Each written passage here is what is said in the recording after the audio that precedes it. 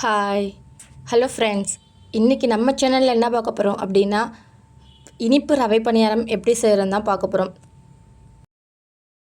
வீட்டில் உள்ளவங்களுக்கு குழந்தைங்களுக்கெல்லாம் ஸ்நாக்ஸாக செஞ்சு கொடுத்தீங்க அப்படின்னா சூப்பராக விரும்பி சாப்பிடுவாங்க. அந்த அளவுக்கு டேஸ்ட்டாக இருக்கும்.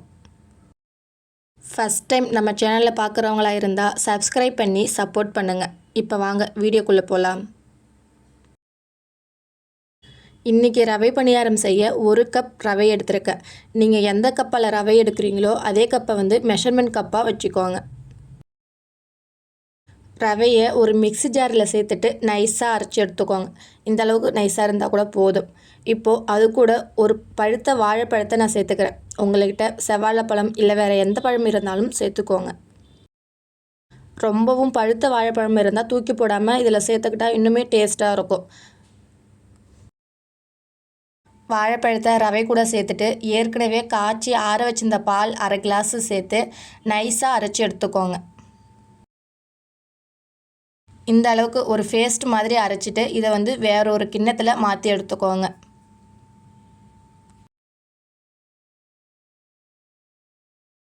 இப்போ இது கூட எந்த கப்பால் ரவையை அளந்தமோ அதே கப்பில் 1/2 கப் கோதுமை மாவு எடுத்துக்கோங்க. கோதுமை மாவையும் போட்டுட்டு அதே கப்பால் 3/4 கப் தேங்காய் துருவல் எடுத்துருக்கேன். தேங்காய் துருவலையும் போட்டுட்டு 1 ஸ்பூன் எள்ளு போட்டிருக்கேன். அடுத்தது ஒரு 2 ஏலக்காயை நைஸாக அரைச்சி இதில் போட்டிருக்கேன். நீங்கள் முழு ஏலக்காயாக இருந்தால் ரவையை அரைச்சோம்ல அதிலே போட்டு அரைச்சிக்கோங்க. இப்போது இது கூட ஒரு பிஞ்ச் சால்ட்டு சேர்த்துருக்கேன். இது எல்லாத்தையும் ஒரு பவுலில் சேர்த்துட்டு இதுக்கு ஒரு வெள்ளை கரைசல் ரெடி பண்ண போகிறோம். இப்போது ஒரு பேனில் 1 கப் நாட்டு சர்க்கரை எடுத்துருக்கேன். நீங்கள் நாட்டு சர்க்கரைக்கு பதிலாக வெல்லம் இருந்தாலும் பரவாயில்ல, சேர்த்துக்கோங்க. இப்போது வெல்லத்து கூட ஒரு 1/2 கிளாஸ் தண்ணி ஊற்றி அந்த வெல்லம் ஈவனாக கரைஞ்சி வர மாதிரி கரைச்சி எடுத்துக்குவாங்க.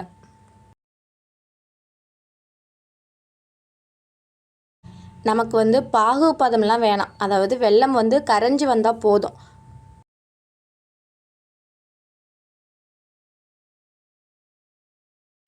இந்த அளவுக்கு ஈவனாக கரைச்சிட்டு சூடாக இருக்கும்போதே அந்த மாவு மிக்ஸோட சேர்த்துக்குவாங்க.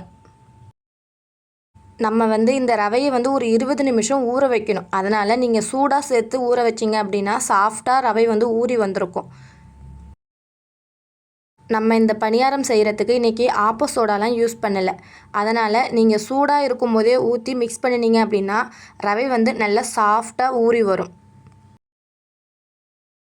நம்ம கரைச்சி வச்சிருந்த வெள்ளை தண்ணியை இந்த மாதிரி கொஞ்சம் கொஞ்சமாக ஊற்றி நல்லா மிக்ஸ் பண்ணி எடுத்துக்கோங்க.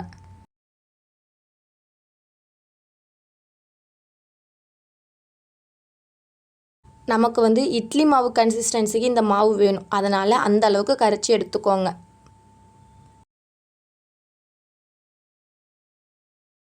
எனக்கு இந்த மாவு ரொம்ப கெட்டியாக இருக்கிற மாதிரி இருந்துச்சு. அதனால் நம்ம ஏற்கனவே வெல்லம் கரைச்சிருந்தோம்ல பேன், அதில் ஒரு 1/2 கிளாஸ் தண்ணி ஊற்றி சூடு பண்ணி இதில் திருப்பியும் ஊற்றி மிக்ஸ் பண்ணிக்கிட்டேன்.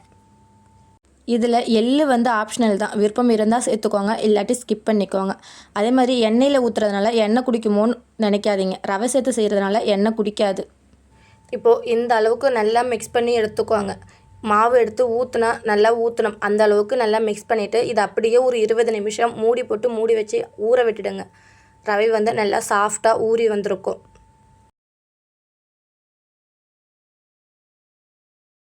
இந்த ஸ்டேஜில் வானலில் கொஞ்சமாக எண்ணெய் ஊற்றி எண்ணெய் சூடானதுக்கு அப்புறம் நம்ம கரைச்சி வச்சுருக்கிற இந்த மாவை நமக்கு தேவையான சைஸ் சின்ன சின்ன சைஸாகவே ஊற்றிக்கோங்க. அப்போ தான் நல்லாயிருக்கும். எண்ணெய் சூடானதுக்கு அப்புறம் இந்த மாதிரி ஊற்றினீங்க அப்படின்னா வெந்து அதுவே தானாக மேலே எம்பி வரும். நீங்கள் கரண்டியை வச்சுலாம் கிண்டி விட வேணாம், அதுவே மேலே வந்துடும். அந்தளவுக்கு வெயிட் பண்ணுங்கள்.